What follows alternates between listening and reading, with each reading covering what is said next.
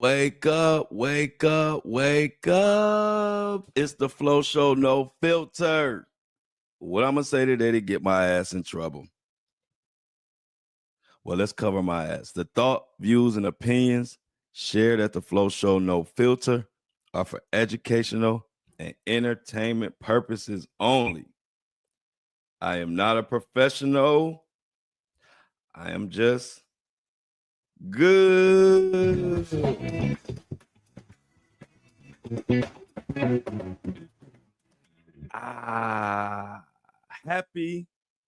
Happy hump day. Wednesday for everybody out there. A little early today. I got a little something I got to do at 10. I didn't want to be cutting it close today. So and I've been going a little longer. So I was like, let me give me some time to get this in on time to my listeners. So I'm here, happy to be here on the early side. Let's get started. Hope everybody enjoying their weekend and enjoying themselves. We got a great show for you today. Got a few updates, some good updates. Well, I won't say good or bad, but updates on stories that we have been covering. Got an update on Tony Busby's situation. Got an update on Diddy, Kanye's situation. Got an update on Sadishka. And what else do we have an update on? Basically, that's it, though. We're going to focus on those. And, of course, we got a Diddy update. Diddy is the judge has made an update on Diddy's and those witnesses. So we're going to talk about that. And I got hit with, about to get into this Diddy mess, but I got hit with another Walmart. Was it Walmart? Yeah, Walmart. Did a replacement on me.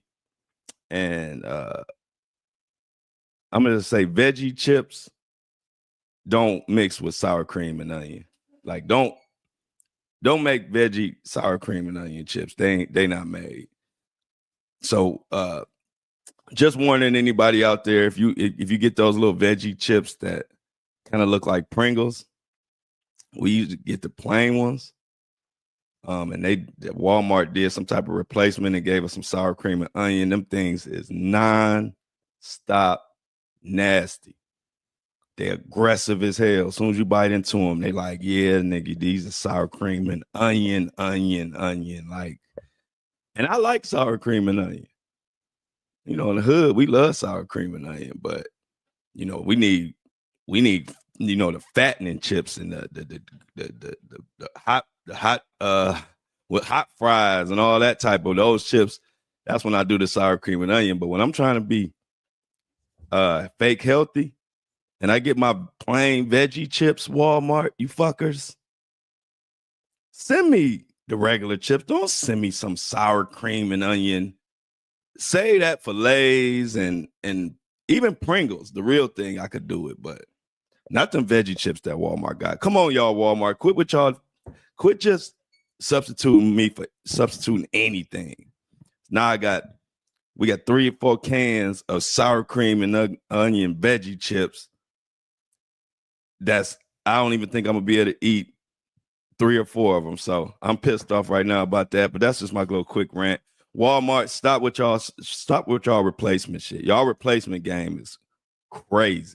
Matter of fact, Walmart's replacement game is diabolical. But not as diabolical as the man of the hour, the diddler. So let's get into this. Let's get into the Diddy. You know, I must shout out my subscribers and my shoppers. Don't let me forget. But we got an update. Let's get into it.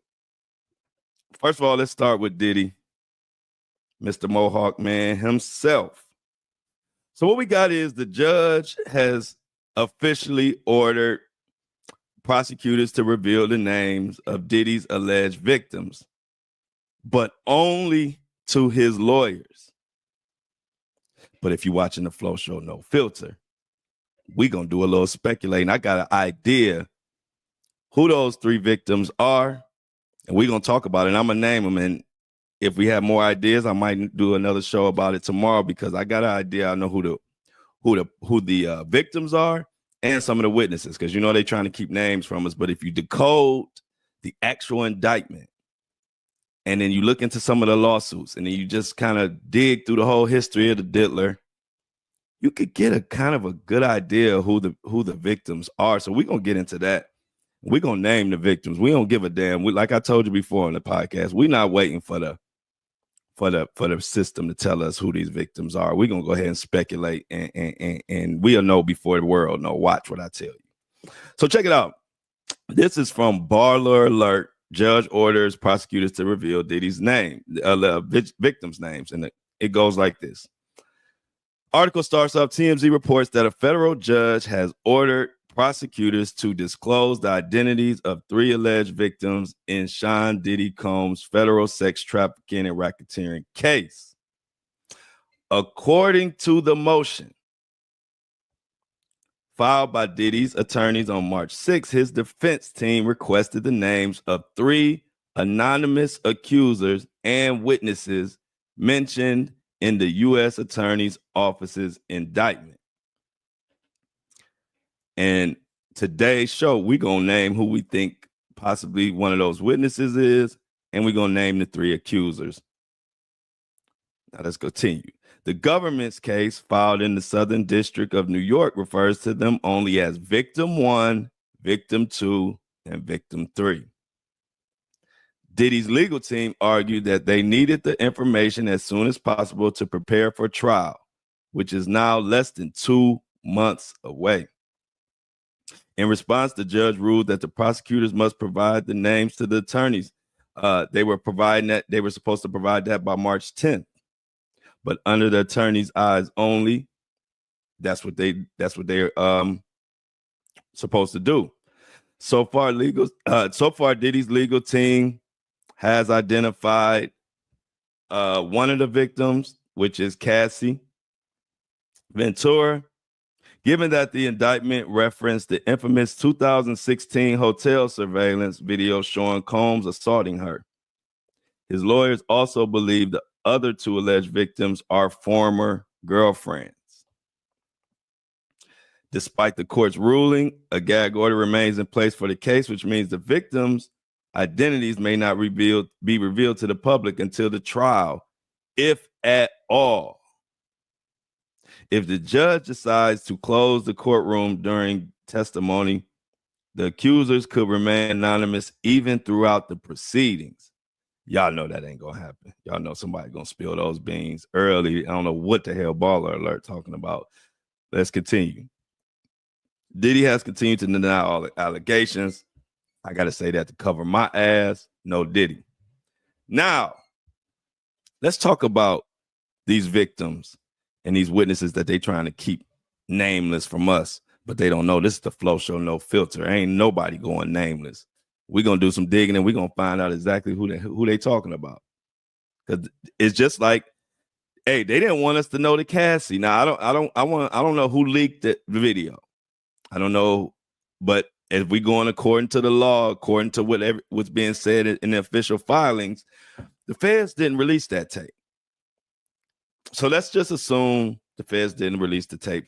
They didn't want to reveal Cassie's name. What happened was the indictment spelled out that there were that one of the victims was beat up in a hotel, and it gave, I think, the year, the time frame, or maybe even the date.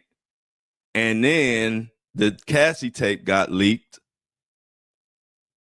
and everybody put 2 and 2 together. And they said, oh, well, victim 1, this is before the superseding indictment. They said victim 1 has to be Cassie because we saw the hotel beating. We saw it on around that time, that date, or whatever they said. And that's kind of how Cassie even got put out here.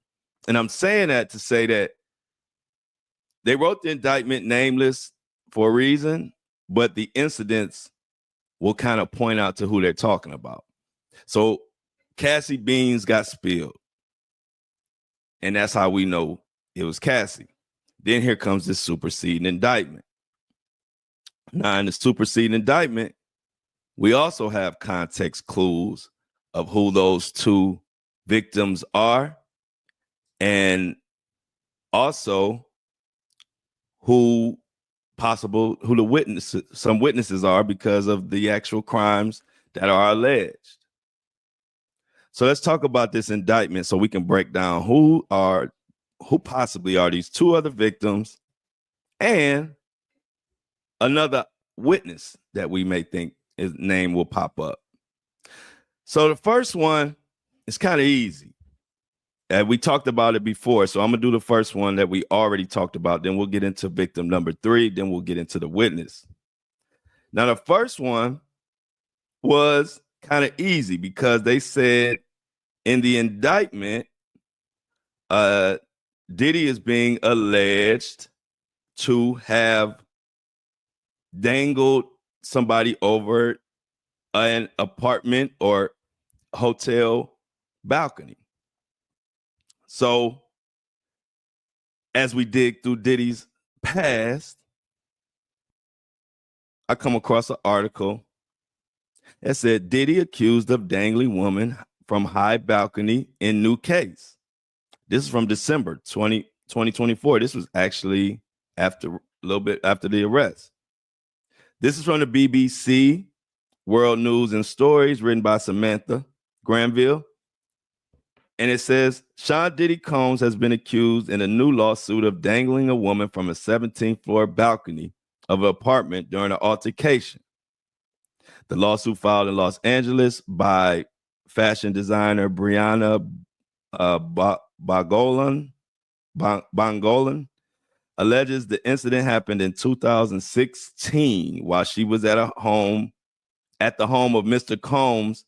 My then girlfriend Cassie Ventura was there.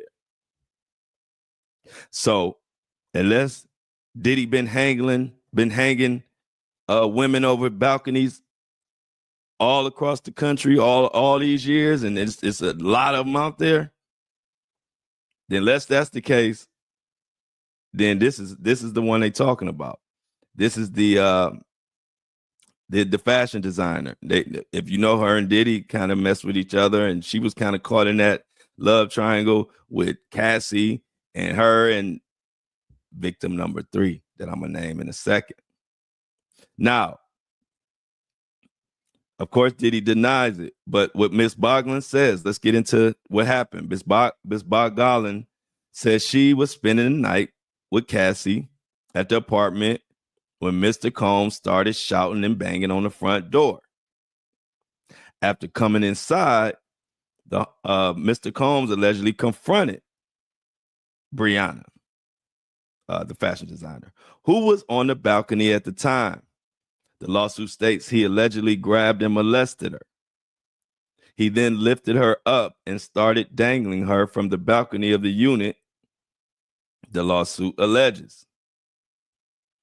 At the time of the incident, Brianna weighed about 100 pounds, very little, small young lady. In the lawsuit, it claims that Brianna attempted to resist him, throwing her weight back in a desperate struggle to avoid being thrown to the ground and likely to her death. Heavy stuff, right? Let's continue. The lawsuit states that Ms. Ventura came outside to intervene, and Mr. Combs allegedly pulled Ms. Brianna back over the ledge by slamming her onto the patio furniture.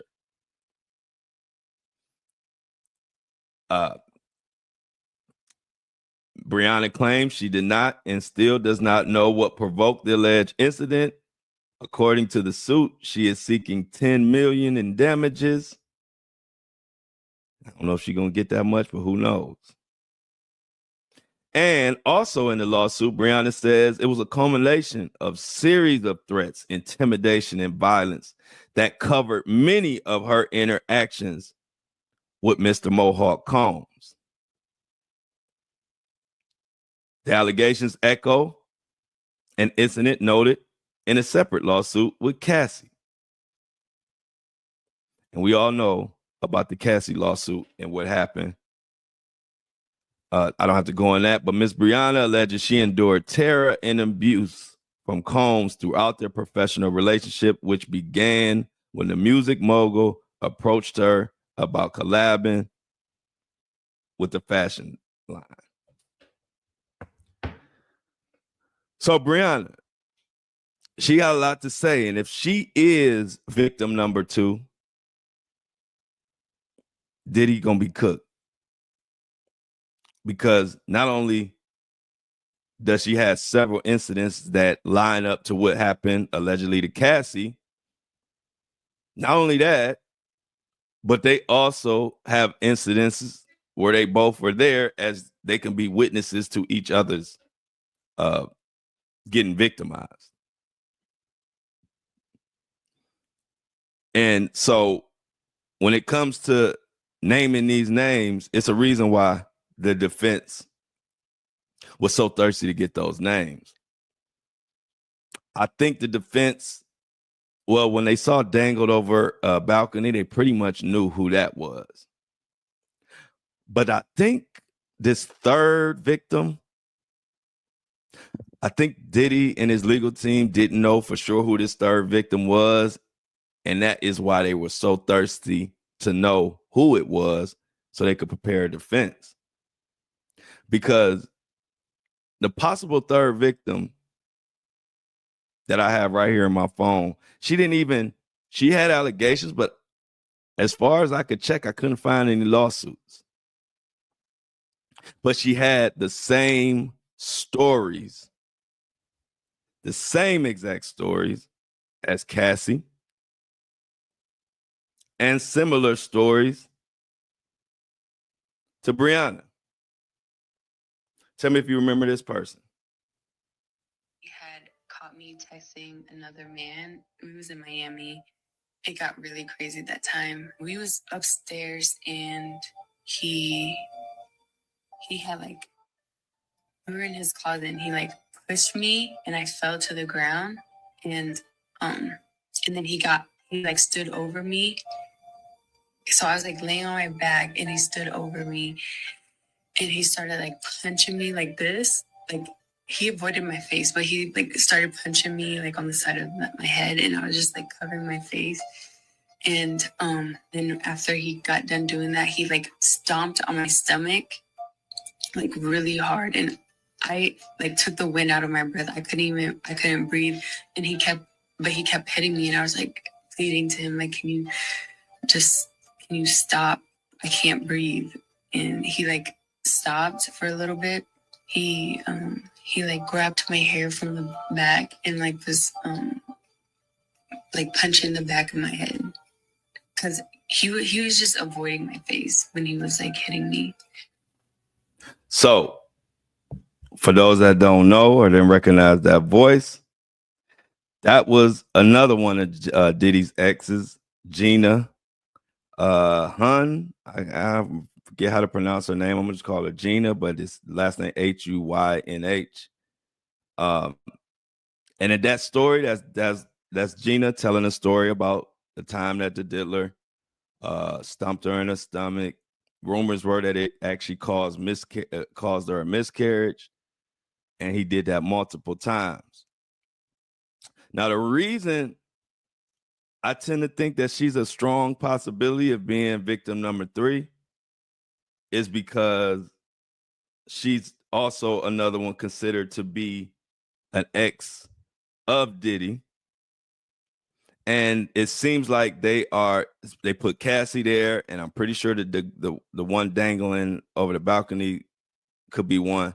And it seems like they're the only accusers that they're actually putting in position or actually getting behind are accusers that had relationships with Diddy, like long term. If you read the indictment.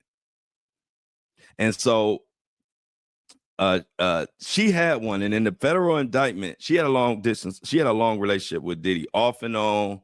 She was talking to Diddy during the Cassie stuff, all kind of stuff. So Gina, the federal indictment against Combs details a pattern of abuse, including physical assaults, where he allegedly struck, punched, dragged, and kicked women. So punch is an indictment. It women with the E, meaning plural. So not just Cassie. And we didn't literally see him punch Cassie. So I don't know, but we know he struck her. We know he dragged her. We know he kicked them. But he said kicked women, plural. So if you're not just talking about Cassie, who's another woman that is alleging that Diddy punched, kicked, and did all that over a long period of time? And they said these injuries often resulted in healing times of days, even weeks. So given the similarities between Gina's allegations and the behaviors described in the indictment, one could speculate that she could be among the victims referenced in this superseding indictment that is about to be named. And now this is just me guessing, but did he know that Gina had a lot of secrets? Because Gina is one of the few that didn't come out with lawsuits, but she told what happened. And she actually was involved with Diddy for a long period of time, even up to the part where they say Young Miami disrespected or said something about to Gina about if Diddy wanted you to be doing whatever to me, you be doing. And I ain't gonna say it quite how she said it, but so that would lead me to believe that's why they were so thirsty to get those names, because they wanted to know if Gina was one of them. I'm thinking, it's me guessing. They wanted to know, was Gina in that mix of the three alleged? I'm telling you, they pretty much knew who the dangled over the balcony was. I'm pretty sure. Like I said, unless Diddy been dangling women over the balcony left and right, they pretty much probably knew who that was from the indictment. And of course, they knew Cassie. So they wanted to know who that third one was, and they probably was suspicious that it might be Gina because of the situation. I mean, she done had a alleged miscarriage, different stories. She was around back and forth in between the love triangles of Cassie and whoever else Diddy was talking to. So in my mind, keep an eye on Gina. She might have came clean. She might have came to the feds and say, hey, I got a story to tell. And that might have started the superseding indictment, because if I'm reading the tea leaves, seems like the feds are only going to get behind relationship.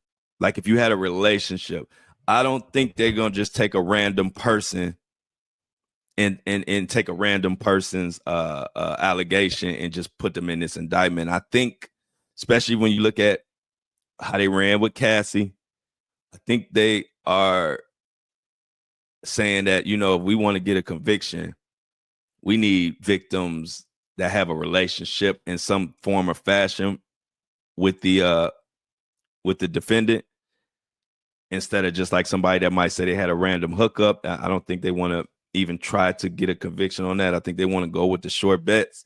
So that's why I say those three, Cassie, Brianna, and Gina, those are my top three. I'm going to do some digging and some more. But now let's go to one of these unnamed witnesses. Allegedly, this is just me speculating, but I normally be right on the money. So let's go to the next witness, who I think is a witness. They're not naming her, but I believe she's a witness. And that's KK. And if you know what KK is what is her name? Christina Coram. Now, she says that there's no way that she did none of the stuff that they're saying. Y'all know she's been basically Diddy's chief of staff for I don't know how long. And she was the one that they claim set up the freak offs, carried out everything that Diddy needed her to do, as far as setting up the Wild King nights and getting them the drugs that he needed and all type of stuff. So she has an article that's in Rolling Stone, and she's coming out swinging. which is another reason why I think she a witness. And they're not naming her, but we naming people allegedly on the Flow Show No Filter because we digging through the indictments. That's all I was doing yesterday, was digging through the indictment and digging through the internet and seeing what the hell makes sense. So check out this Rolling Stone and listen to this one clear, because Rolling Stone is high as hell. They charge. I pay like, I don't know, like $10 a month for this Rolling Stone magazine. So I'm glad when they have an article I can use every now and then. But if you ain't want to pay $10 for Rolling Stone, don't worry, I got you covered because I got it.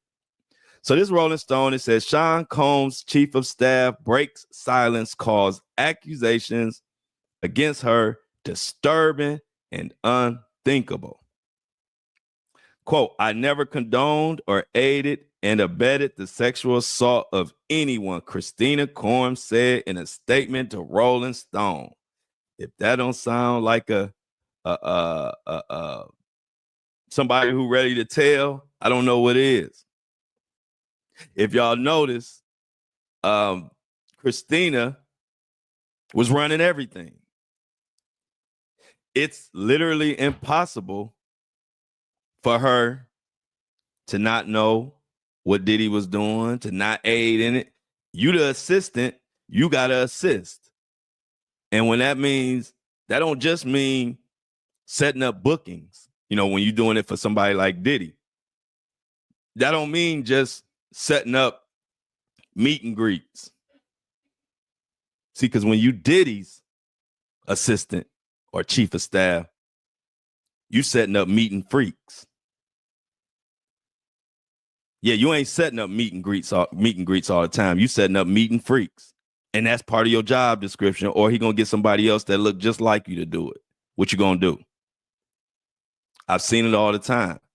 Assistants to these mega stars and people with big money, they get in a position where they're going to ask, if they're involved in some bullshit, they're going to ask you to do something for them. And it ain't an assistant that's going to say no, especially at first. But now that Christina talking to the Rolling Stone and throwing Diddy under the bus, which I don't blame her, that lets me know right there, if she ain't a witness, who the hell is? Because not only is she throwing Diddy under the bus and saying she didn't know nothing about nothing, but she also doing it right now at the perfect timing where you think the feds ain't gonna want to talk to her or haven't already talked to her. Does she sound like somebody who gonna ride or die for Diddy? Hell no. So Christina, aka KK, although they haven't named her as a witness on the Flow Show No Filter, I'm gonna name her. I think she's gonna be a witness. I would be surprised if you got a RICO, you got racketeering, you got all of this. Ain't no way in hell the chief of staff ain't gonna be called.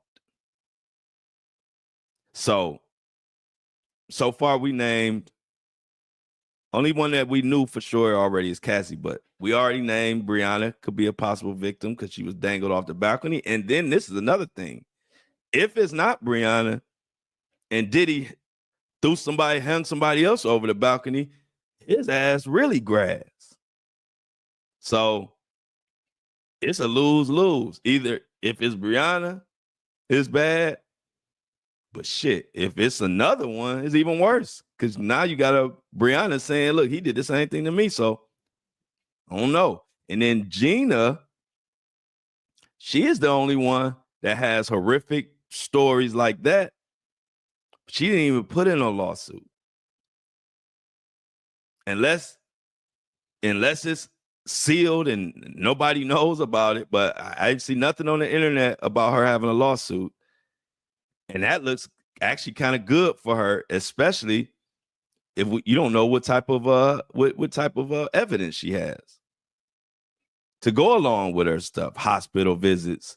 I'm sure if she was kicked and punched and allegedly had a miscarriage and all of that, I'm sure that's well documented. So if that third person is Gina, that could spell trouble. Because I'm pretty sure if he caused miscarriages, punched her in the stomach, punched her and did this and that, and this was ongoing, I'm pretty sure she has some evidence. And I'm gonna tell you something that nobody kind of knew, or anybody know, but I was giving this information, but it's way past the time now. I was talking to some people in the know a while ago about the Cassie situation and how it got resolved so fast was this, and this is inside information. That's why I'm not going to tell no names or anything. So I don't want to get anybody in trouble, but I got to tell y'all this. Y'all be subscribing, so I'm telling. Look, my subscribers getting the info, and my listeners. So you just be mad at me on this one. But anyway, what happened with Cassie was, y'all know how when it initially was filed, and at first Diddy was like, this is BS. No, he didn't say BS, but he said this is a money grab and blah, blah, blah. Remember, he was like standing on 10 the second Cassie filed, right? Well, somebody in the know told me, he was like, you want to know what happened? Why Sean Combs went from standing on 10 toes to basically 5 minutes later sending over $30 million and all of that? Cassie had some evidence that she saved from like 10 years ago or something that Diddy never knew about. And whatever that evidence was, whether it was DNA, because I can't say what it was, so I'm gonna just give you some, whether it was DNA, whether it was video footage, whether it was a napkin with some bloody DNA on it that she saved from a wild night.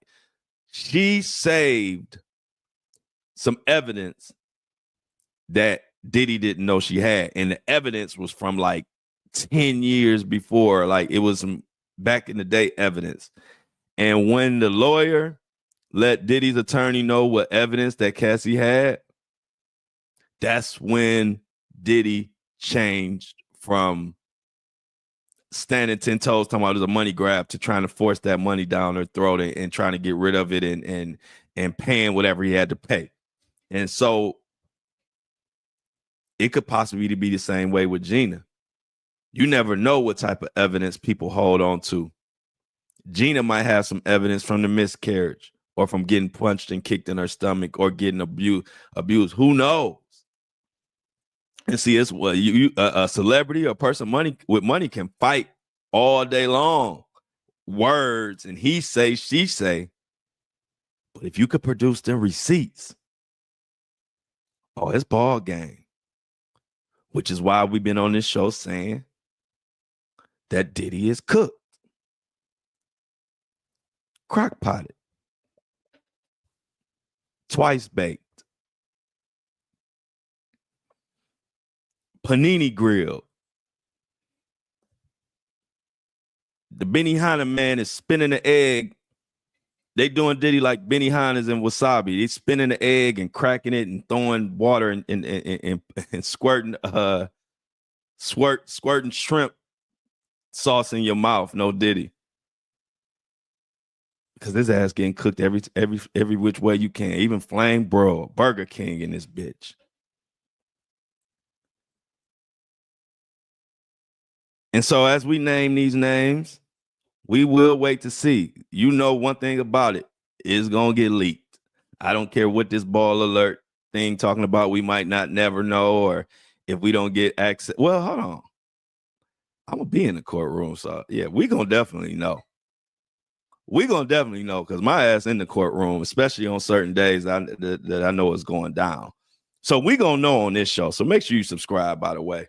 I don't know what ball alert talking about, but that's going to get leaked. We're going to know the names. And until then, we're going to keep speculating. And I'm going to keep watching it because eventually it will get leaked. Enough of Diddy. Let me go to something else real quick. I don't even want to spend a lot of time on this particular segment. But remember I told y'all I was out on Kanye? And y'all know Flo got that grandma intuition. came from my granny, the inventor of And I Don't Like It.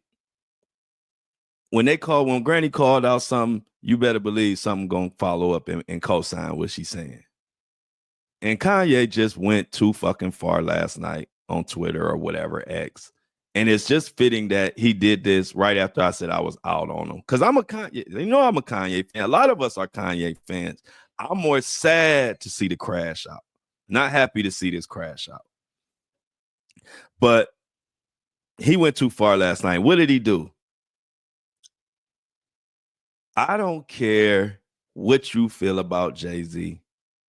I don't care what you feel about Beyonce. I don't care what you feel about what they may or may have not done in the industry to people or whatever. A lot of speculation going around. I ain't even here for that this morning.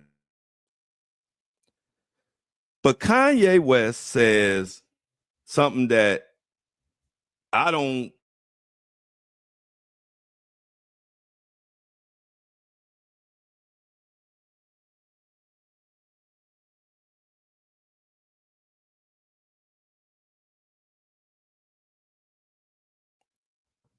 Has anyone ever seen Jay-Z and Beyonce's younger kids? They are retarded. No, like literally. And this is why artificial insemination is such a blessing. Having retarded children is a choice.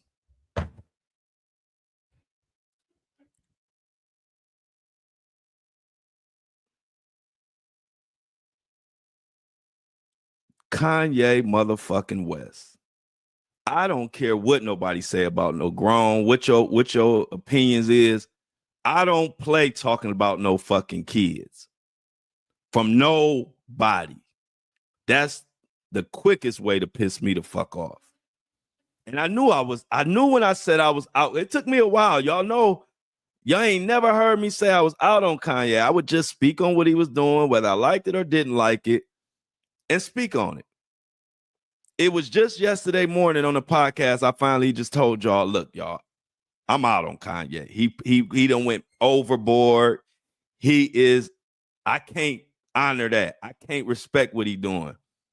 And just to co-sign me and let me know I was saying the right shit, like always, he goes and says this. Now, I don't give a damn about what anybody feel about Jay-Z and Beyonce. Kids is off limits. Kids is off limits. That's why I don't want no corporate dollars. That's why I only want corporate dollars if they're going to be in line with what we doing on this show. This is why I want subscribers, and y'all think I be just saying this shit. No, this is why I want subscribers. I don't want to be as big as Jay-Z and be tied to all these corporations. Because the first celebrity or person that I know personally that comes out and say some shit like that about my son, I'm finding them and kicking their ass.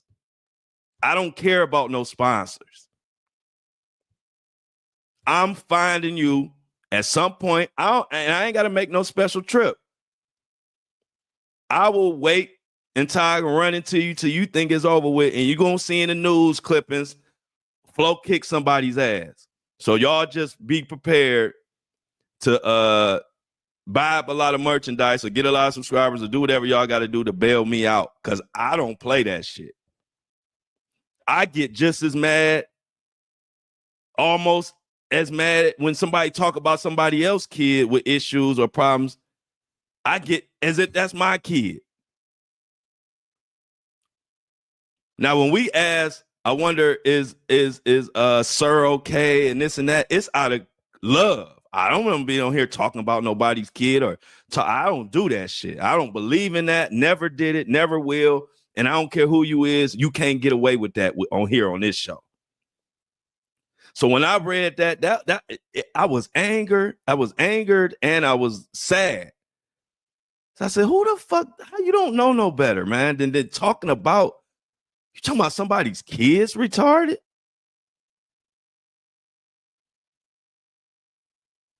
You talking about somebody's kids retarded. That you ain't got nothing else better to do or say. No, your time is so useless right now that you done found time to talk about some innocent kids and put some bullshit papers out about them.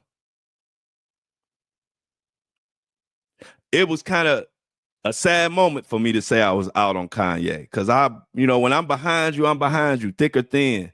Long as you don't do nothing, you ain't assaulting no babies and assaulting women and all this other stuff. I'll give you leeway. I'm with you.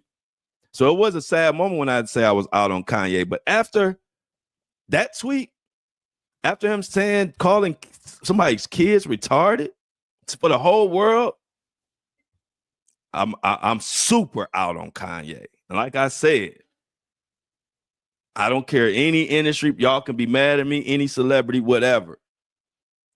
But you say something about that kid, and I know who you are.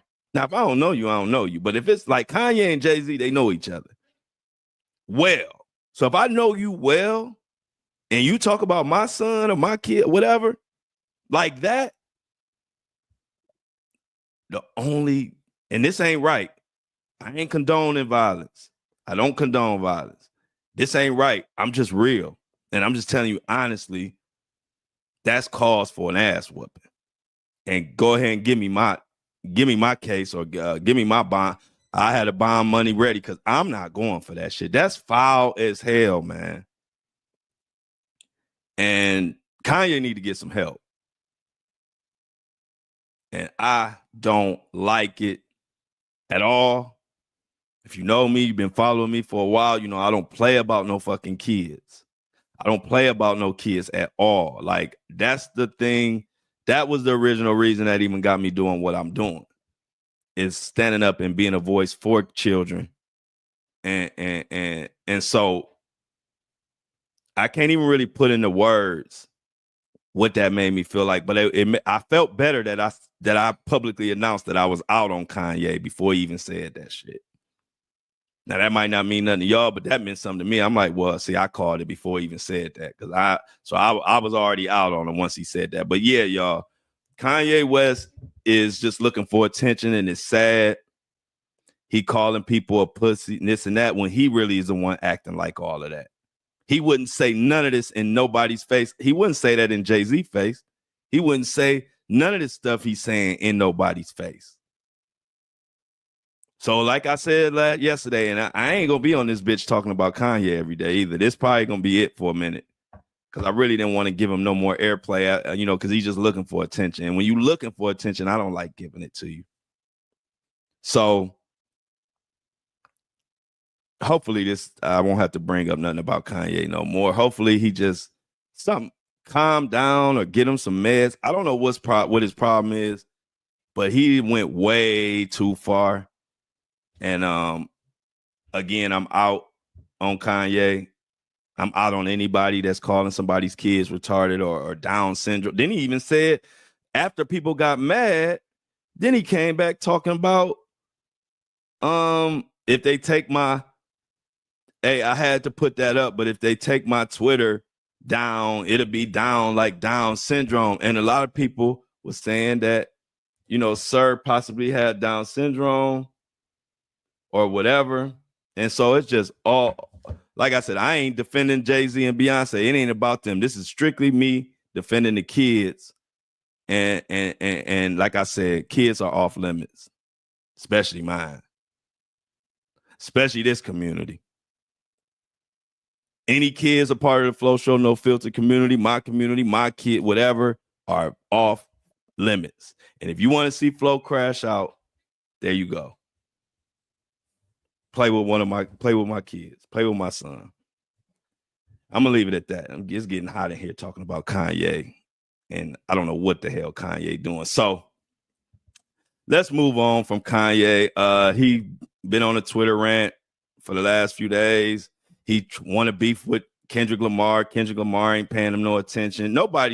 Everybody's kind of just using him to pass time and look at what he's doing. But it's gotten to the point where I think he's literally destroying his brand. And I don't know if he's going to be able to come back from this. So we'll be continuing to pay attention. But let's get off Kanye and I'm going to end on this note. We want the old Kanye. We either want the old Kanye or no Kanye today. But we got an update on your boy Tony Busby. We got to get into Tony Busby. So we're going to get into that Tony Busby update, and I'm going to tell you what the judge motioned and how I feel that Tony Busby is going to move forward, because he might have something up his sleeve for Jay-Z. And we're going to talk about that in a second. But let me shout out to the people and give flowers to the people that make this available, make this show, keep the lights on, keep truth alive, all while they keeping their head on a swivel while they listening to me talk and rant. Without these people, we don't have a show, because this is a show that's just going to bring truth. Corporations, big time celebrities, they don't like the truth. So they either going to pay me to not tell the truth, or they not going to pay me, and I'm not going to be able to tell the truth unless the subscribers subscribe, unless the shoppers shop. We are a people's podcast, self-sufficient, for us, by us type of podcast. And I love that idea, because it gives us the freedom to talk about whatever we want. If y'all have a cause that y'all want to push for, put it in the fan mail, send me a message. I'll announce it, as long as it ain't no crazy shit. So let me announce the subscribers. And if you subscribe, it's in the description. Supporting the podcast, you will get a shout out. Also, if you shop at my merch store, my Shopify, the website is andidon'tlikeit.com. Just how we spell it out when we say it. But so let's get to it. So we got Brenda. Let me shout out Brenda as the subscriber of the day. She did a $8 donation. We only asked for 3, but Brenda gave more. So let's shout out Brenda. Say thanks to Brenda in the chat. Brenda, we love you here at the Flow Show No Filter. We also got some shoppers. We got one shopper today, but we got 2 shoppers to shout out. So as I pull it up in my trusty phone, I got too many windows open. Y'all know how it be. So I'm getting there. So we got 2 shoppers. And the 2 shoppers are, drum roll, please. Laura, shout out Laura Clifford. She spent about $50 in an And I Don't Like It. And what did she get? What did she get? I don't want to tell all her business, but she got one of the hottest items for sure on her in her cart. She bought the And I Don't Like It white t-shirt. That's been a favorite. Everybody liked the And I Don't Like It collection. We doing more with it. So shout out to Laura, but the shopper of the day spent a whopping $70 towards the movement, and I like it. Everybody shout out Shauna Johnson. Come on down. Shauna Johnson, come on down and get your prize. This is The Price is Right. No filter. But in all seriousness, everybody who's willing to spend their hard-earned money with the Flow Show No Filter, we greatly appreciate it. We're gonna continue to bring the straight truth. We don't give a shit what nobody say. Why? Because we take care of our own ass on this podcast. We're not worried about nobody telling us what to talk about. So appreciate Shauna and Laura. Clap it up. Another announcement before we get to the Tony Busby mess. Another claps for Shauna. Give it up. Go Shauna. Go Shauna. Go Shauna. So we're gonna get into the Tony Busby thing, but see, we gotta wait, y'all, because this is how I be forgetting. I be so wanting to get back to the news and get to the juicy part. But oh no, Diddy. But an announcement that I can't forget. We got the tour. We almost at the final stage of locking in our tour date of Detroit. So far, we got Detroit, Cleveland, possibly Charlotte, and what other? Another city. But what I need y'all to do, the tour starts late June, early July. And I need y'all to tell me what city y'all want me to come to. The reason I'm going to Detroit, because all my Detroit people sent me messages saying you need to come to Detroit. And so, like, just like naming this show and everything we do, I let y'all lead. Y'all the ones that told me y'all want me to go on tour. Y'all ready for the podcast to come on tour. And the first city that made some noise was Detroit. So that's where I'm going. So anybody out there, even overseas, London, Australia, I see fans everywhere. Send me some messages to give me an idea where I need to come to. I think, Philly. I got a lot of messages from people in Philly. So Philly will be on there too. But send me messages. The Flow Show No Filter tour starts this summer. It's going to be a lot of fun. I'm going to do a live show in front of y'all. We're going to do some karaoke. We're going to have some fun. Flow Show No Filter live show going to be like no other podcast. Y'all know they can't compete with us. So we're going to continue to let them know.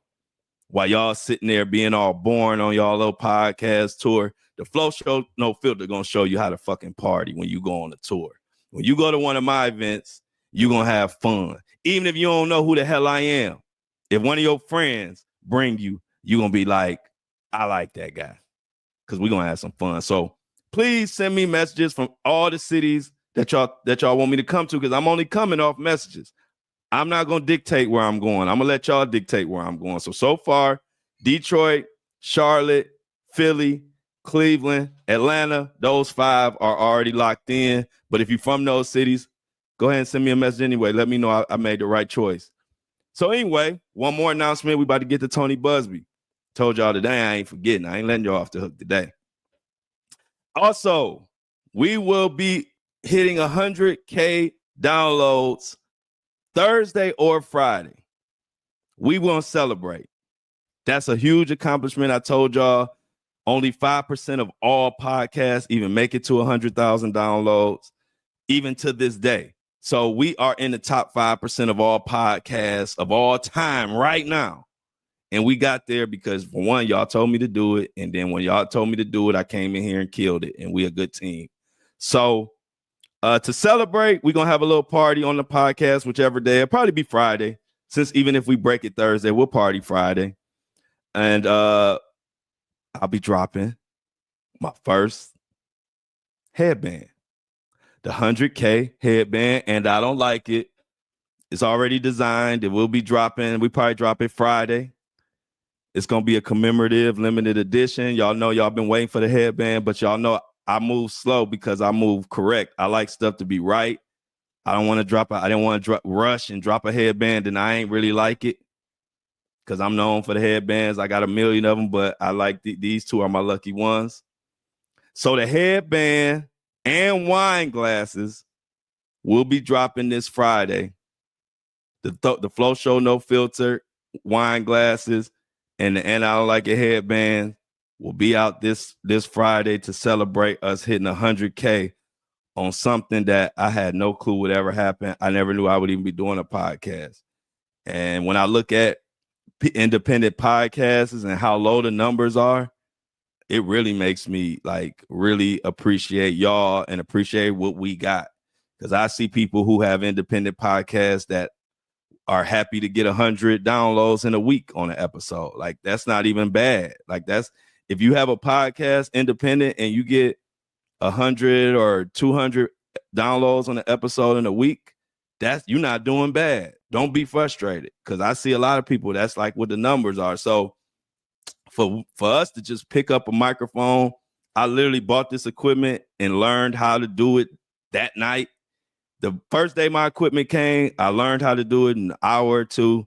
And the next day I brought you the first podcast. And to go from that to we about to hit 100,000 in 4 months, independent, clap it up for us. So look out for the headbands. Look out for the wine glasses this Friday. We're going to be celebrating. And thank y'all again for having my back and pushing this podcast, this little independent podcast that could. It's kicking ass, and I love it. It's like the movie 300. We independent, but we mighty, and I like it. I love it like that. Oh, and then I got the and I don't like it. I love it. Shirts coming soon too, so look out for those. And I don't like it. I love it. Coming soon. Anyway, got all the announcements out the way. For once, I ain't forgot nothing. So y'all just had to, sometimes I just got to stop and get them all out the way. That way I don't forget. So now we're going to get to Tony Busby. It's looking a little better for Tony Busby, y'all. Looking a little better for Tony Busby. So remember I talked about the judge had gave strict orders to Tony Busby to explain why he didn't tell his client that he wasn't licensed in New York, and he didn't explain it. He really just put in a motion to withdraw. And remember I told you that the judge might not accept it. Well, Tony Busby also explained, his explanation was he said something to the effect of it was a misjudgment or something or whatever that led to him doing that. Long story short, the judge has accepted it, which is good news for Tony Busby. So the judge allowed him to withdraw from the case with Diddy, with the lawsuits with Diddy and Jay-Z. But the funny thing is, okay, they have co-counsel, which means, like I explained to y'all yesterday, if you're a lawyer and you want to take a lawsuit in another state, normally what they do is they find somebody who is licensed in that state and they collab and partner up on that case. I've seen them do it all the time, especially in the like amplified cases where they're helping out people and helping out victims. A lot of times they'll partner up with somebody in another state so they can do it. So that's normal. So, but the funny thing is, it's still a lawsuit. Jay-Z still got something going on, because it said for the Diddy and Jay-Z lawsuits that are ongoing. But as far as we know, that one got dismissed. So that leads me to think, are they talking about the other lawsuit that involved a male that is suing Jay-Z? Because other than that, I wouldn't know what lawsuit that Tony Busby is withdrawing from that involves Jay-Z.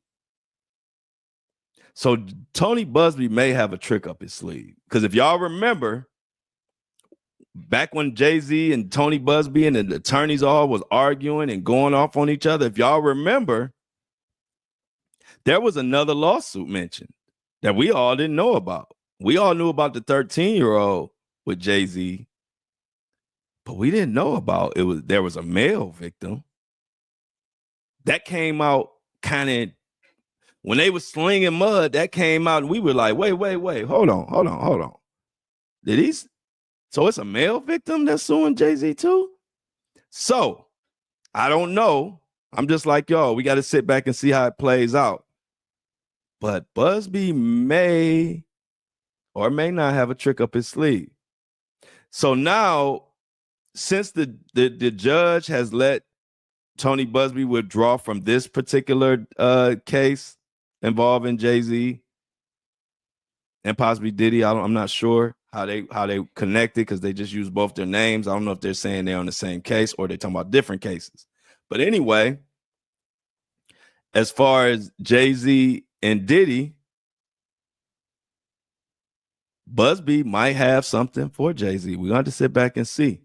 But now it appears that if this judge let Busby withdraw from this one, they probably will let Busby withdraw from all of the Diddy cases. And like I said, Tony Busby already has co-counsel in place that is licensed. And so like I told you, the lawyers do this all the time. I've seen them do it where they just partner with somebody who's in that state. So it looks like, as far as Tony Busby, looked like there's some good news for him. He was able to withdraw, which means those cases can go forward. And don't be surprised if another bombshell lawsuit comes out against Jay-Z. It might be that male person. Who knows? But we will be sitting back and waiting and seeing how this plays out, because I'm telling y'all, like I told y'all in the beginning, this is a heavyweight fight between Tony Busby and Jay-Z, and it don't seem like neither one is letting up. Tony Busby is coming back firing. He full steam ahead. So we will see. We will see who comes out on top, Jay-Z or Tony Busby, because they are going at it. And like I said, I'm starting to feel like Tony Busby might have a ace in the hole, but we'll see. So that's the update. So Tony Busby, just to bring it up and confirm, Tony Busby's motion to withdraw was accepted by the judge. Remember, I told you the judge didn't have to accept that. And so they did. So that's good news for Tony Busby. And also, we got to see what this other lawsuit that may pop out for Jay-Z. So we will continue to follow Tony Busby and this Jay-Z situation with the diddler lurking. And we'll see how it turns out. So before we go, though, we got to update Sadishka. We gotta update Shadishka's parents. Now we got some confusion going on about Joshua's passport. Now, if you remember yesterday, they had a hearing to say if Joshua is able to leave the island, because they took his passport. They were saying that he's a person of interest, but then they wouldn't let him go anywhere. So it's like, okay, if he's a person of interest, and you're saying he's not guilty of anything, then why? Let me recap. This is what we got going on. Republic, a St. Cloud State student, is still a key witness in the search for 20-year-old Sadiqa Kanaki, who vanished while on spring break. The St. Cloud State student is believed to be the last person with her 10 days ago. Fox 9's So-Young Kim joining us in our newsroom now. And So-Young, his parents are speaking out through their attorney at this point. Kelsey, Randy, his family says he's being detained in the Dominican Republic despite his willingness to cooperate.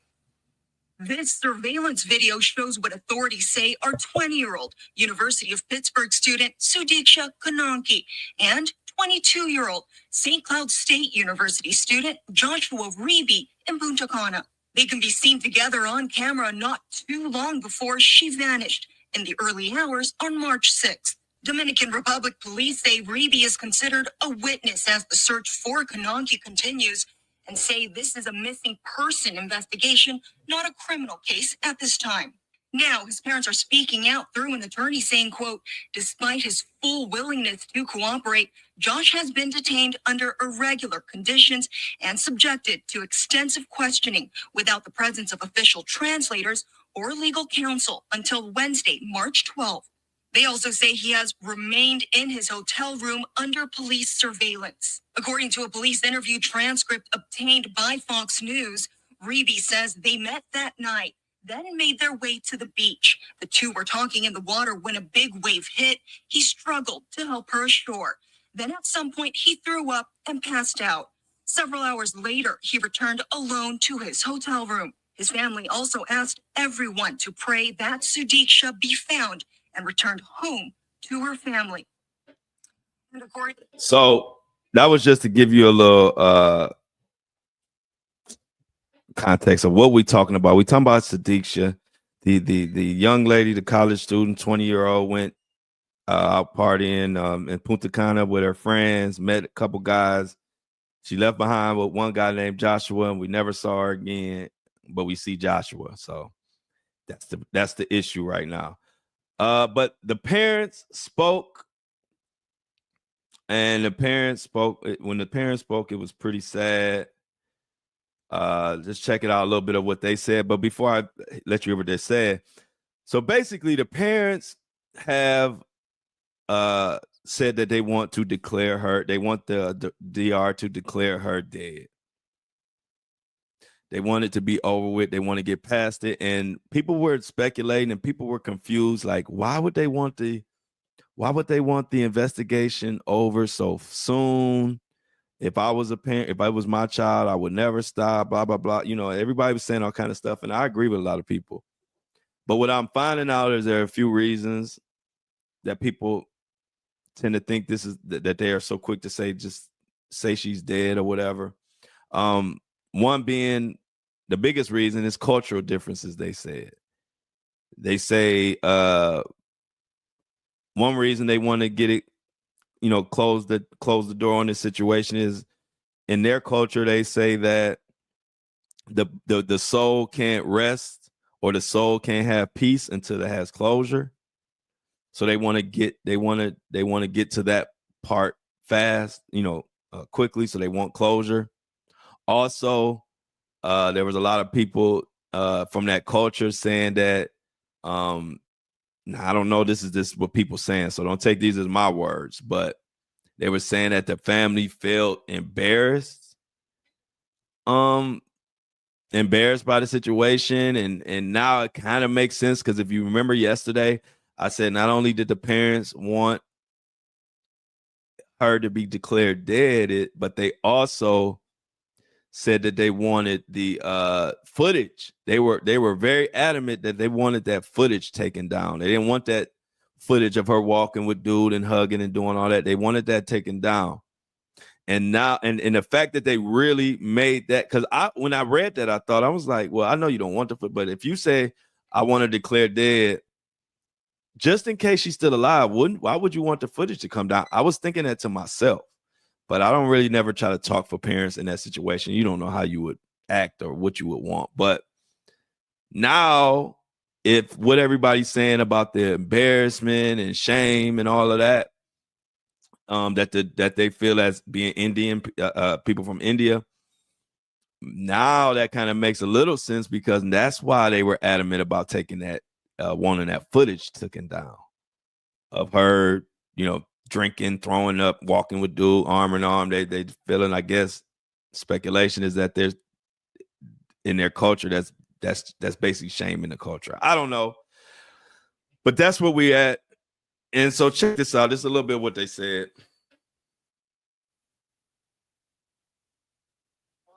Authorities have shown us how high the ocean waves were at the time of incident, and both sides of the authorities also clarified that the person of interest is not suspect from the killing. The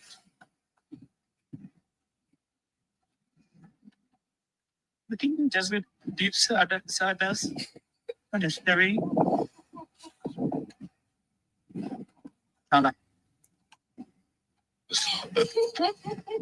We heard that we are coming to the terms with the stars that our daughter at home.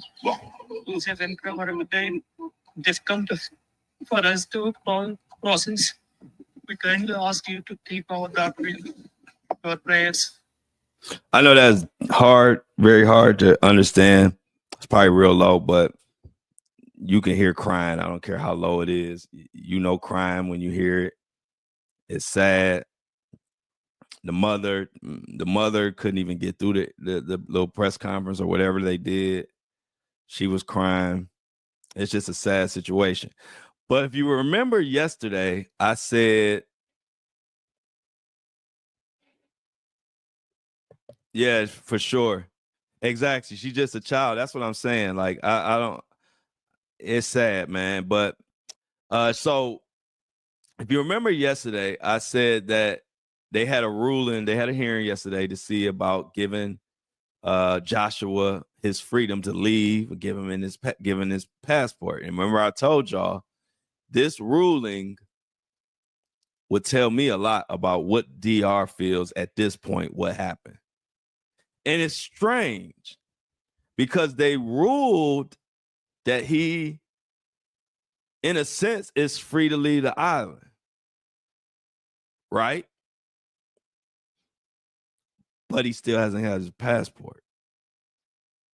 Now, there's some confusion whether they saying he lost his passport, the DR lost his passport, or if they just acting like they lost their passport to buy themselves some time, because now there's another another hearing on the 20. Did they say? I think it's the 28th. Yeah, they got. I think it's another rule on 28th that's going to be about his passport. So I'm wondering, are they just buying themselves some time? Are they just buying time? Do they have his passport and just saying they don't? Because I know this one thing. Unless they come up with a miracle, he won't be able to leave until no earlier than the 28th when they either give him his passport or I don't know what they're going to do, but it tells me that they just need to buy some time because they think something happened. That's just me guessing.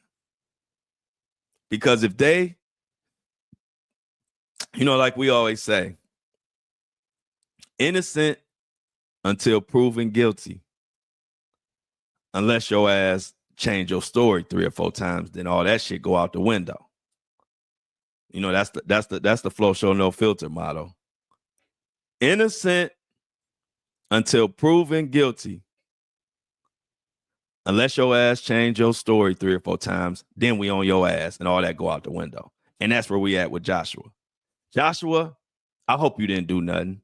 I'm not wishing that you did anything. I hope you didn't do anything. But when you change your story and telling 3, 4 different stories and none of the stories make sense, this what you get. And that whole passport gate that's going on leads me to believe, because DR know more, and the FBI and all of them know more than we know. We only know the clues and the evidence that they have told us, but it's a lot more they know that we don't know. And based on their actions, to give somebody their freedom but not give them their passport back, which they need their passport to get the hell out of there, that tells me they not paying the parents no attention as far as declaring their debt. Maybe they'll do it anyway, but I'm just saying, I really believe, based on how this proceedings went yesterday for Joshua, that they know something, or they think they know something, and they need some time. And normally, when they buy in time, normally that's for something like DNA or some type of stuff that's getting looked into where they just need a certain amount of time. They just need a little bit more time to get, maybe they running some DNA checks on him or something. There's a reason why they trying to buy time. Because if that was it, because to me, I'm not buying nobody lost no damn passport. So I'm just not buying that. So I'm saying to myself, they must figure out a way where, look, we really can't hold them, but if we say the passport lost, that'll buy us some time. And then they made another court date. So they basically got another 9 days or whatever to prove that he did some shit. That's where I think they at with it. You know what we think on this show. We think he did something out there in that water. And that's why his story is different. And that's why he's changing his story. My parents, my family always said people's story change because they lying. People's story have gaps in it because they lying. If Joshua wanted me to believe what he said, he would have had to have a story that accounts from beginning to end and make some sense. That's all. That's not a high bar. I don't care if you're drunk or not, because you're describing a lot of details to be drunk. I mean, and I believe you were drunk before y'all got in that water, but before the chaos, once the chaos came, I believe that sobered you up. As a matter of fact, I know it sobered you up. You're trying to save your life. Your body is going to sober up to save itself. So it's Joshua's story that got my antennas up. I'm not just looking at Josh just because he was the last one and you just assume a guy did it. That's not why I'm looking at him. I saw the story. I wasn't looking at him until he told 3 different stories, and then the last story that he's sticking to just don't make no sense whatsoever. And so, like I told y'all yesterday, I was waiting to see what this hearing said, and that would let me know where DR is at. And with them talking about his passport left, and now what they did was they had him on like a mini hotel house arrest where they had 24/7 surveillance on him. So after this court thing, now he's free to go around, go wherever he wants on the island, come and go as he please. His ass just can't leave the island. He don't have his passport, and I don't know what's going on with that. Maybe they'll have an update today. But that was the last update last night, that either DR lost it or he lost. It's so much confusion, but I think this confusion is for a reason. I think they're trying to hold him here, buy them some time as they either get some DNA samples looked into, or they just want more time for the body to turn up. Maybe they want to look in the ocean some more. Maybe they want to look around. Maybe they want to do some digging on the beach or something. But I think they know something that they haven't told us yet. As a matter of fact, they might want him to be free to come and go, because they might still be watching his ass. They might want to see where he goes or what he does. Who knows? But like I told y'all yesterday, after this case and after this hearing yesterday, and they ruled in his favor, but he still can't leave. It reminds me of the person of interest stuff. You know, words don't mean shit. I go by actions. And what I mean by that is, don't tell me I'm a person I'm just a person of interest, basically a witness, but your ass won't let me leave. That means I'm a suspect. I don't care what title you put on it, because now I can't come and go as I please, and I didn't do shit, allegedly. And now they ruled that he is being detained unfairly, or it's not according to the DR rules or laws. But then you don't have his passport, so he still can't leave. So like I said, I strongly believe DR, the FBI, or something, they know something that they haven't told us yet, because this shit ain't adding up. It ain't adding up. Prayers to the family or the parents, but they kind of, I'm not from their culture, so I'm not gonna judge, but they kind of made me sad yesterday, the way it just seemed like they just gave up. She's still a child, like Shauna said,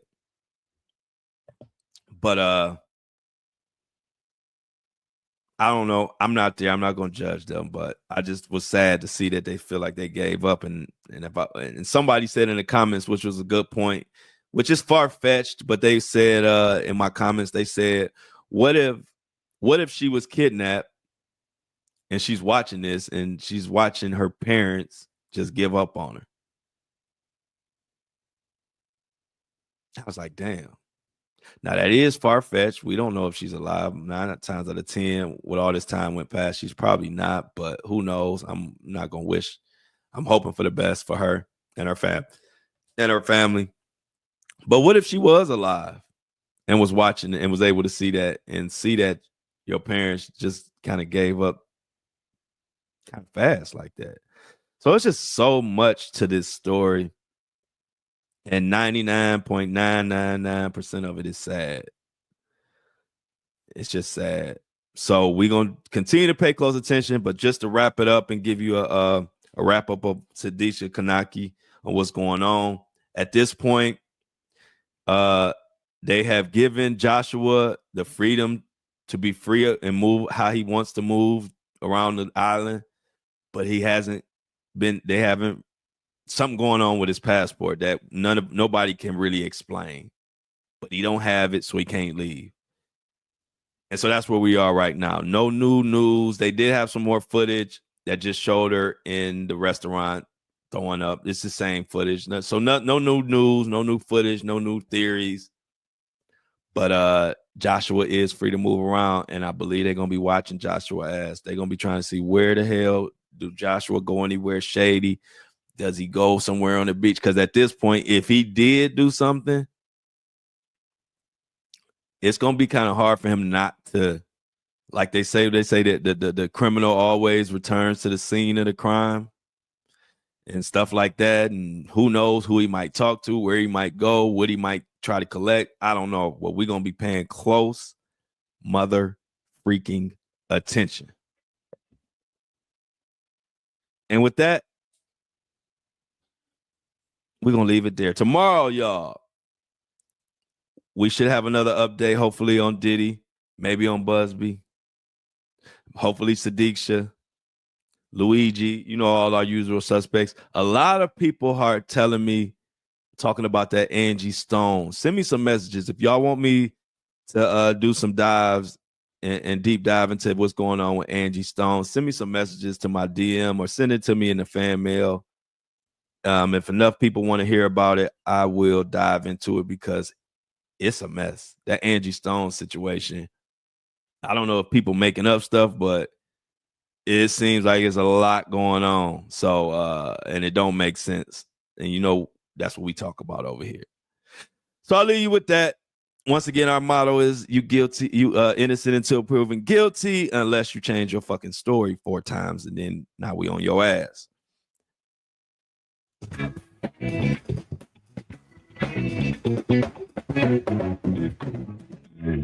As always, I love y'all, but I'm out.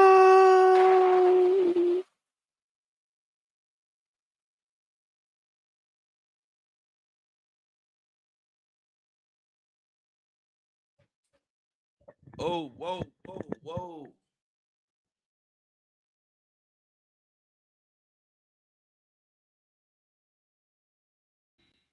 What it do?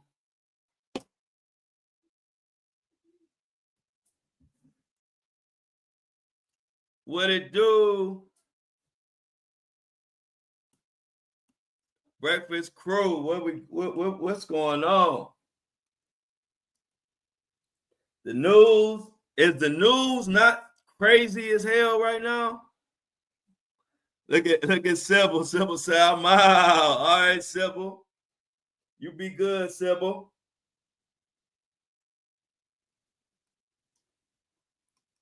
Sybil say, I'm out.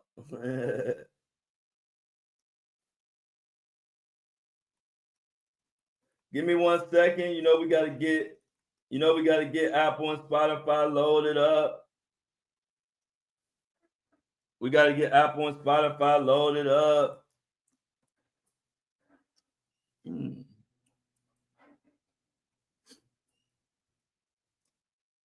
Top of the morning, Kobe.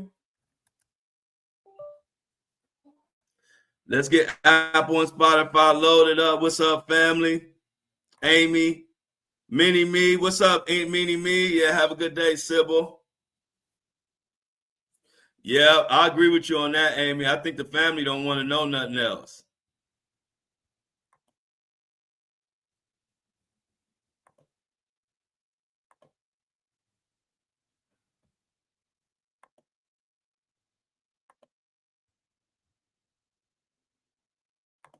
Yeah, good morning, K Marie. K Marie says she been watching. She just can't comment, but she with us. She with us in spirit. I like how y'all, hey, look, hey, get the boys. Hey, y'all listening, y'all dancing to Tupac? Hey, Lauren, are y'all dancing to Tupac like me and my mom used to do when we was getting ready for school? Yep, I saw that. Amy. I saw that Young and May. That was Young LA crying on the blue couch, begging for help. I saw that. Crazy. Look at Diamond made it. Look at Diamond. Let's go, Diamond. Diamond made it. Good to see you. We had a good one today. Thanks, Lauren.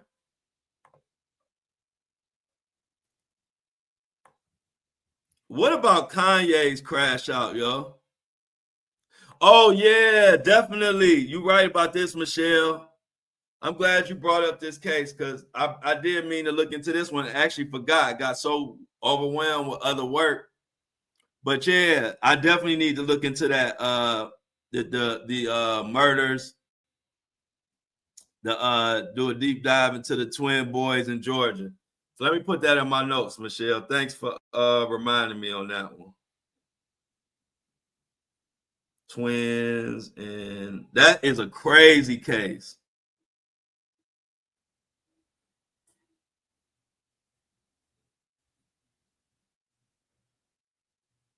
Yeah, I just put that in my notes. Thanks, Michelle.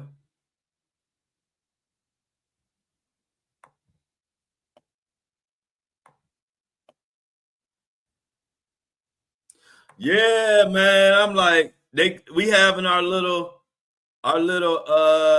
drought, see Tuck. You know how that go, but they need these losses. This is actually a good thing, man, for us to let them know they got to get back on their stuff. I actually ain't too mad. I'm mad that we lost, but I think we need these, like, they need some reality checks to let them know you got to get back on your stuff. Because we really, if you think about it, we ain't played great. We had a couple good games, but we had a lot of good games. And I mean, we've been coming back and this and that, but we ain't played our real, we ain't played like we've been playing. So we need to wake up. What we got next?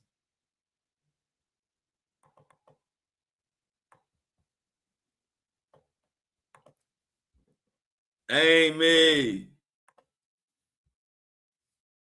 Look at Amy in this. Amy said we up early.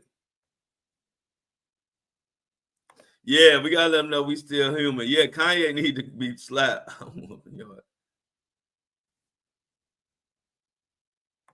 I didn't hear about this, Mini Me, but Mini Me say Jackie Robinson's getting erased because of DEI. I didn't hear about that. I might have to look into that. Man, if I was Jay-Z, I'd put so many hands on Kanye. I would at least have to slap him or something. I would at least have to slap Kanye. You just got to give me a little baby assault charge. I can't take that. Yeah, I can't honor that. I can't respect it. Nothing. I can't make no excuse for it. I ain't gonna make no excuse for it. Wouldn't nobody make no excuse for me if I said that dumb shit. So I ain't making no excuse for Kanye.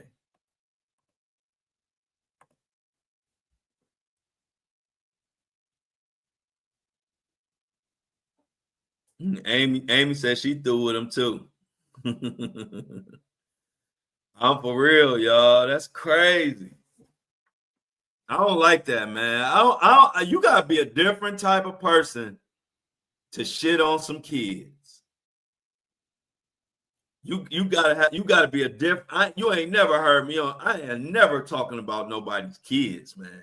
Not little kids. Once you get grown, you open season. But little kids, man. Little kids, nobody should support. I ain't supporting nothing, Kanye. I'm not putting another dollar in Kanye's pocket. I don't rock with nobody that do that. I don't rock with nobody. You gonna cause some kids retarded. You need help. You need help.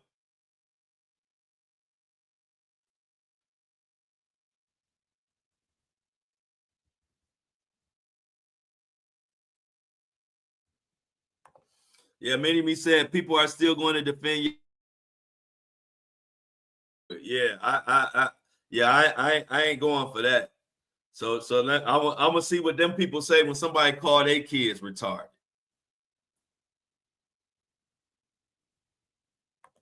Yeah, we don't respect that here at the Flow Show at all.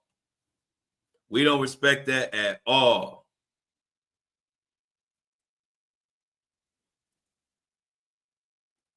Kanye West, bro, he didn't fail, man. And I don't think his product's gonna keep selling like that. I think he's messing his brand up for real. I don't think he gonna get his brand back. He need help, man. Oh, sweet. So Jennifer got her stuff, y'all. Jennifer just got a notification that her Flow Show merch got delivered this morning.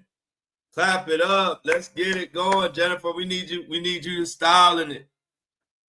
We need footage. We need pictures.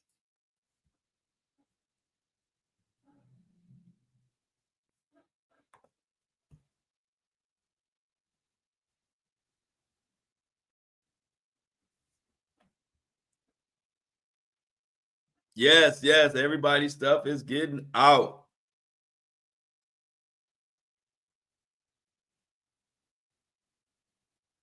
Okay, appreciate that, Jennifer. We appreciate your business. We appreciate the support. We appreciate the support. Everybody say yes, yes, yes, yes, yes.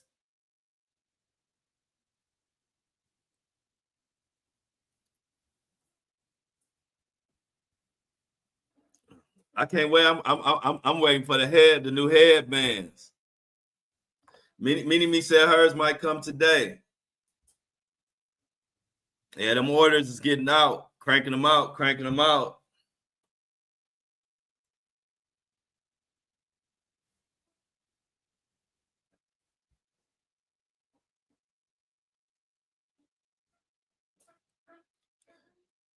All good. Appreciate it. I'm glad all the orders getting out to everybody. All the orders getting out to everybody.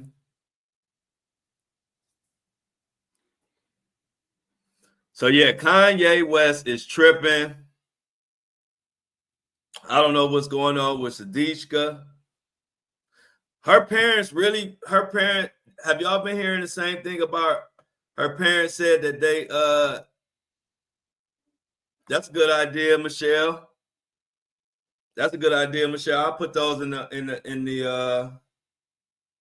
notes.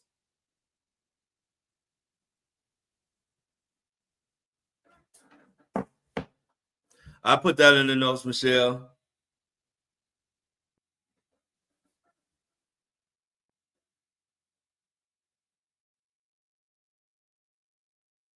It says previously classified files related to 1963 assassination of President John F. Kennedy have been made public,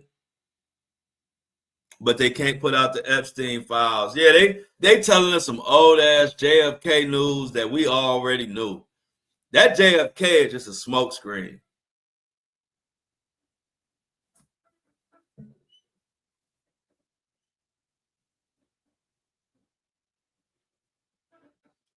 Oh, I already got that. Some of those shirts. Some of these shirts, like this shirt, is already an idea. But y'all know I'm exclusive. I ain't dropping 50 million. I'm not dropping 50 million items at once. So they will come out, but they'll come out sporadically. You know, I don't like to oversaturate my brand. Like I like to have when stuff drop, it'll drop, but I don't want to have 1,000 things on my merch site. You know what I mean? I want to keep it like kind of simple and keep it kind of like exclusive. So I look at people merch store. That's another reason why people don't like a lot of people merch, because they just make 1,000 pieces of merch and it just lose value when you do that. Like if you go on your shirt, if I can go and get your hoodie or your shirt in every single color, that's just too merch. Like I like my merch to be like have some kind of like style to it, or some type of exclusivity to it. So I'm definitely coming out with this shirt. I already got the concept of this shirt already made, but it'll be probably another month or so before it come out. But definitely a good idea. Yep. I don't like that. I would never drop a million different things, and I don't move like that. Like I like to drop exclusive stuff and put some real effort into like the whole, either the design or the significance of it or something. I don't want to have a website just full of, I could put 50 different things on there tomorrow, but I don't do it like that. But definitely good idea. I like the socks idea. Socks will be coming at some point. The wine glasses, I think I got that idea from Michelle too. That was a good idea. I think Michelle the one said the wine glasses.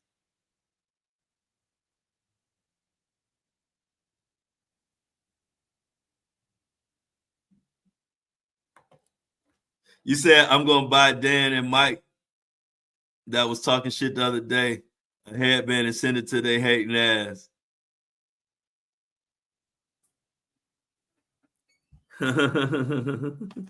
For real.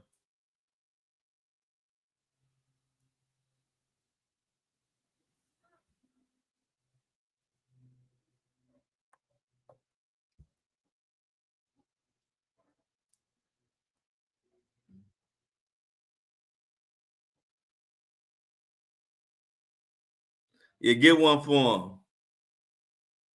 No, I know who you talking about. You talking about the guy. You talking about the guys who never came again. I know who you talking about. Y'all notice y'all ain't seen them. See, I ain't gotta block trolls. They get blocked when I just serve, when I cook their ass. You never seen them again. Well, you never seen Dan and Mike again.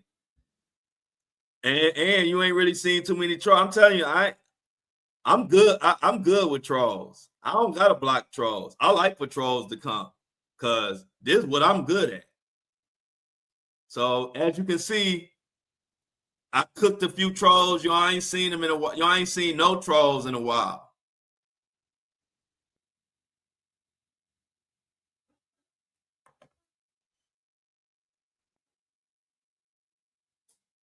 Yeah, I knew that about JFK. Yeah, my uncle, his father was part of the Secret Service or something. So I know a lot of the little JFK stories that a lot of people don't know, because my uncle's father was like in the Secret Service or something. But he had like all in that JFK era, he was in the middle of all that stuff. Yeah, they don't want. Yeah, they go. I ain't block them. I don't block trolls. Only I block you if you saying something that might get, like make my channel look crazy. Like if you cussing or saying some like nasty something, and I gotta block you like that. But if you just come on here trying to talk shit, I don't never block you, because I'm good at that. And now, as you can see, you ain't seen none of them since. I ain't the one. I tear trolls apart. They don't want no part with me, especially with a microphone. I tear them apart with typing, but don't give me a microphone. You don't want smoke with me. I'm telling you. Look at Shan. Look at Shauna. Shauna's still with us. Yeah, hey, look, Michelle. Hey, my uncle, I could co-sign that, because my uncle told me that too. He said JFK loved the sisters. He loved him some sisters. But we all saying, we're the Epstein files and we're the Diddy files. We done with the 1950s and 60s. Why that's 100 years ago. Now you want to show us them files, man? I ain't giving you no credit for that. Y'all, the Trump administration gets zero credit for putting out the JFK files from 100-something years ago. We want to know about the Epstein files and the Diddy files.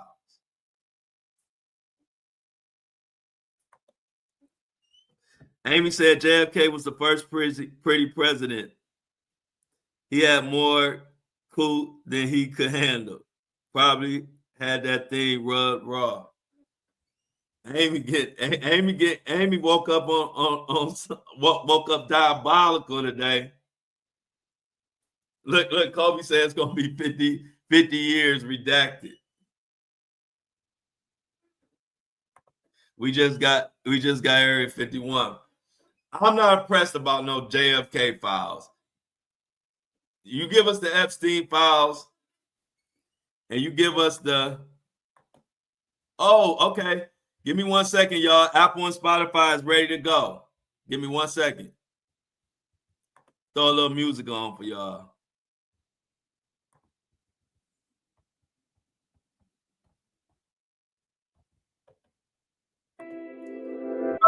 Maybe we gotta put some G Money. We do gotta put some G Money merch on there, y'all. So, oh yeah, I should do it. That's a good idea. I might do a JFK Diamond. Good idea.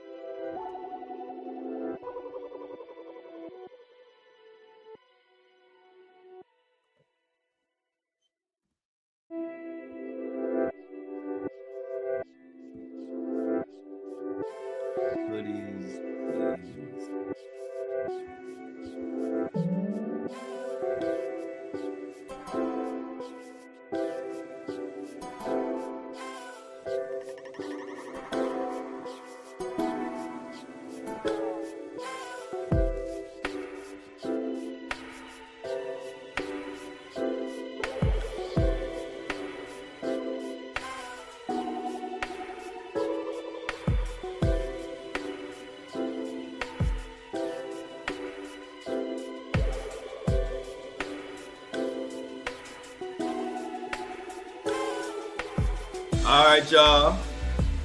Apple and Spotify is all up and going.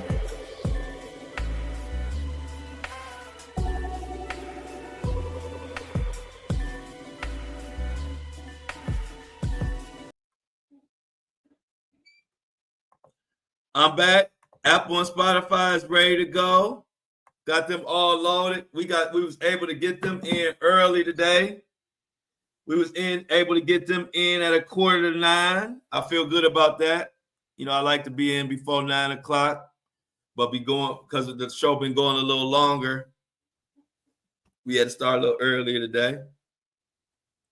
What else we got going on over here, y'all?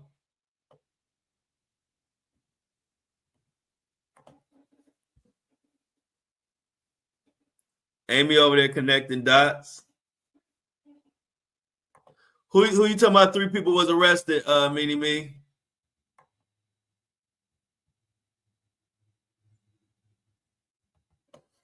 Who got arrested, Meanie Me? You talking about Antonio Brown dropped spicy screenshot of alleged DMs with Sydney after she asked for financial help. He must be broke. Meanie Me said he must be broke.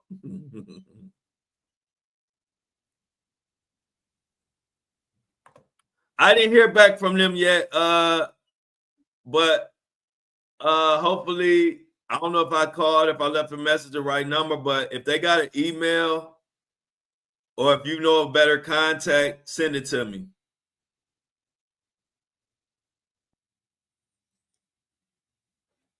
If you got a better contact, maybe an email or a direct number to somebody, let me know. They haven't got back to me yet, but I get on. I get what if you don't get something, I get in touch with them. But if you got a number or something or email, that would be great. It's going down. Oh, okay. So they said the abortion case in Houston, Jen said they arrested 3 people. Wow. Okay. So they got the ball rolling on that one, huh?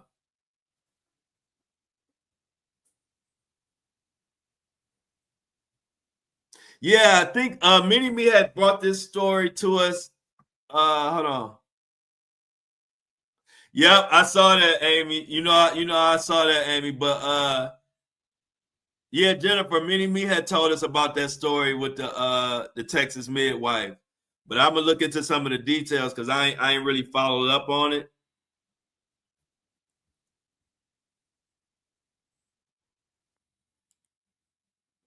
And yeah, let's talk about this a little bit. Stevie J, old hating ass. Talking about he taught Eve how to take a bath. My question is, how old was Eve when he taught her how to take a bath? How old was Eve when he taught her how to take a bath? And was that bath, was it a baby oil bath? Or was it a water bath?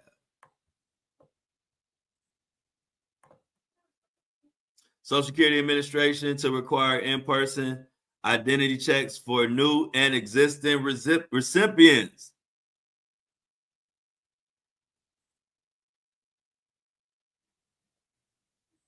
Why they bothering Social Security, ain't they? Look at what the boycott did, y'all. Target has lost $12.4 billion in value loss after the boycott.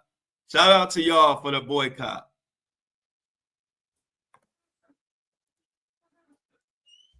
Not at all. But the boycott look like it's doing this thing, y'all.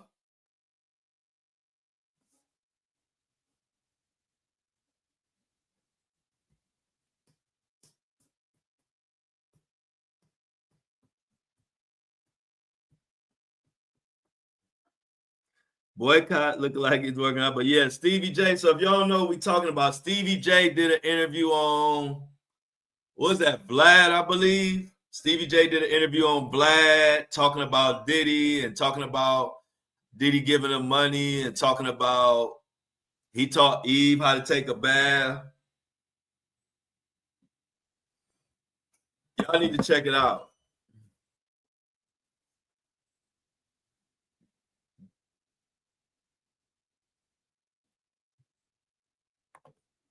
Wow. So Kobe said she was stripping at the time underage. I do remember the stories of that vaguely, but yep. Yep, I heard this story too. Michelle told the story about one time when Eve was drugged by an industry party. And if it wasn't for Janet Jackson, who knows? She might have been paid. You know, she is so embarrassed she was with that Stevie J. And Kobe says, yes, there is a video. Okay. So yeah, sometimes, hey, look, sometimes they say something in these interviews that they might wish they didn't say. They might wish that they would have, that Stevie J might wish he kept quiet.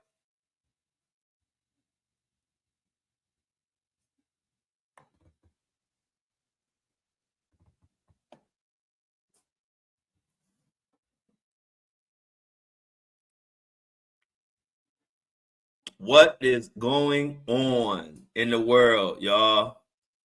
Shout out to my squad, though. We got Amy, Kobe, One Shinobi, Michelle in the building, Mini Me. Let me just take a minute to shout out everybody who's still here. Mini Me, Jennifer, Shauna driving, but she listening. Shauna was the shopper of the day today. She didn't come on down to get her prize. She should have came on down. You got to come on down for your prize, like the prize right. C-Tuck, my C-Town representative, C-Tuck. C-Tuck from Cleveland. He could verify all my Cleveland stories. C-Tuck.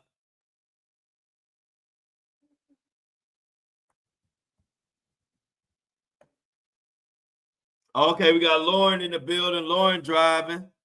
Diamond definitely in the building. And Mini Me making her sister some homemade food. Mini Me in there cooking. Look at the flick of the wrist. Look at the flick of the wrist. Look at the flick of the wrist. Go ahead, Mini Me. What you cooking in there? Oh, we got K Marie in the building. Yeah, you gotta send a little message so I can give y'all a shout out before we get up out of here. If you still in here, you know I always got to shout out the soldiers. K Marie says she's still listening. She just getting ready for work. I like that because I've used podcasts for years to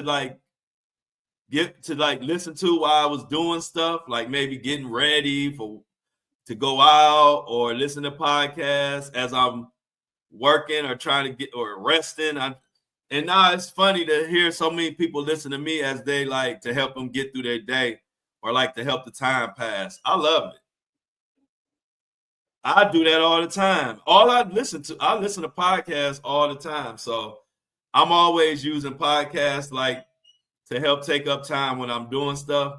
And now it's so funny to see that so many people do the same thing with my podcast. That's so cool.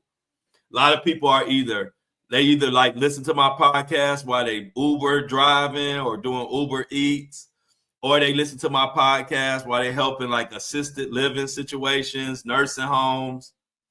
They listen to my podcast while they putting their makeup on. They listen to my podcast while they walk their dogs. They listen to my podcast. What else do they be doing? And some of them listen to my podcast before they like to go to sleep. And that's what I do. I listen to some of my favorite like talking podcasts to go to sleep. And so they reached out to me, y'all. They said they want me to do something for the comment app.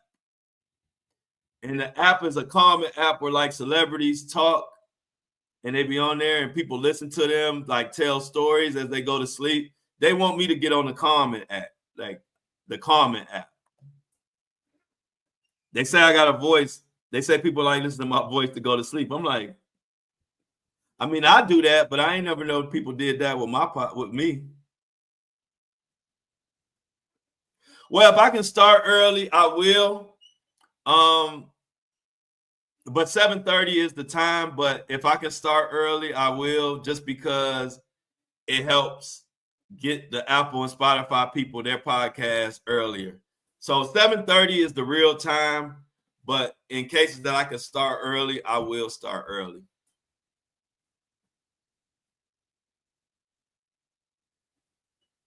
But no, 7:30 is the real time.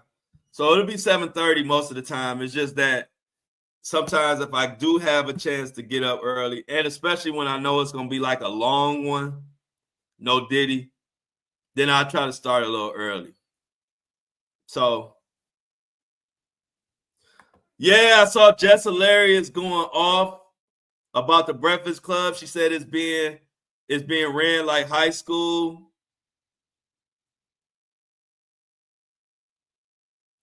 It's getting ran by she said it's ran like a high school. She said she never hated on the Lori girl, whoever the new girl is. Yeah, she was going off. What y'all think about Jess Hilarious? What y'all think about Jess Hilarious? I don't really have a big opinion about her. I never really watched her comedy. So I don't really have nothing good or bad to say about her. I just never really paid her too much attention.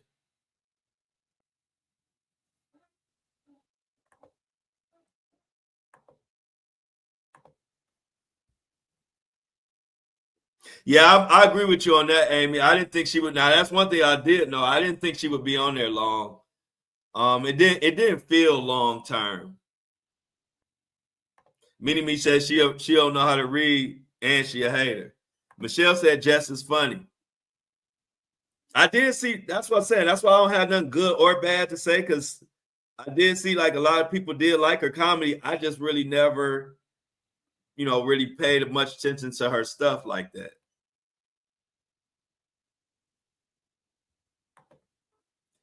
She said, I think she does all right on the Breakfast Club, but Lauren reports stories better. Yeah, and see, that's the thing people don't realize.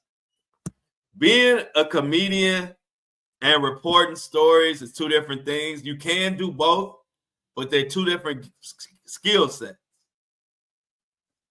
And so when you find somebody that's better than you at telling stories, it's not nothing you could do about that. Telling stories is kind of like a gift. You're kind of born with that. Either you know how to draw people in or you don't. It's not really something you could really do. Being a comedian is different. That's why I tell stories and people laugh as I'm telling stories, but I'm not a comedian. I just tell stories. I'm natural when I tell stories, and people laugh at that. But I'm not a comedian. But I like telling stories. I like talking about current events, and so that's like if you had a podcast with me and another comedian or whatever. He might be funny, but he's not going to be better than me at telling stories for like news type stuff. He'll be good at being funny, but telling news and sneaking some comedy in the news, that's a whole different thing. So I can see why Old Girl was better than Jess at it. I mean, it's not nothing. If somebody better than you at telling stories when it comes to news, that's just something they born with. It's not really much you could do about that. A lot of people said this, K. Marie.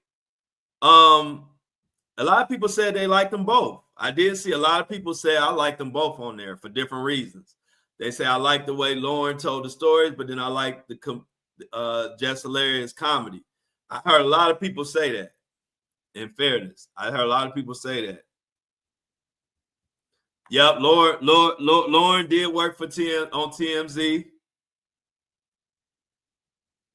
Amy said she made skank ass faces to Lauren, and that may be a reason that they got her up out of here.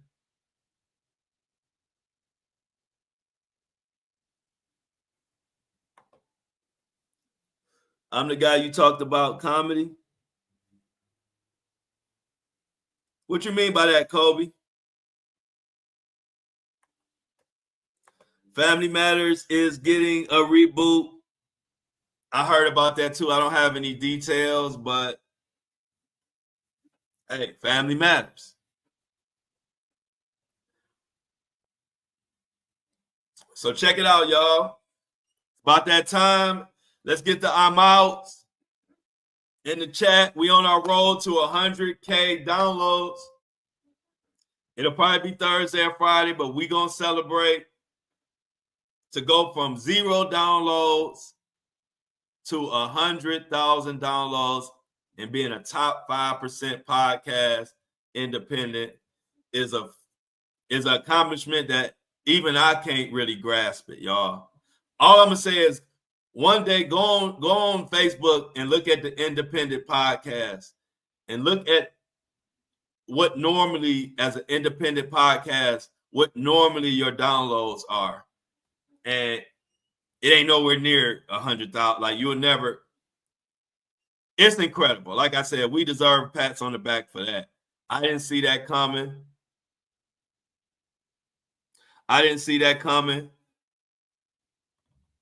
But we did it. Like Jennifer said, I'm out. Where the rest of y'all at? Y'all taking too long. Where the I'm outs at?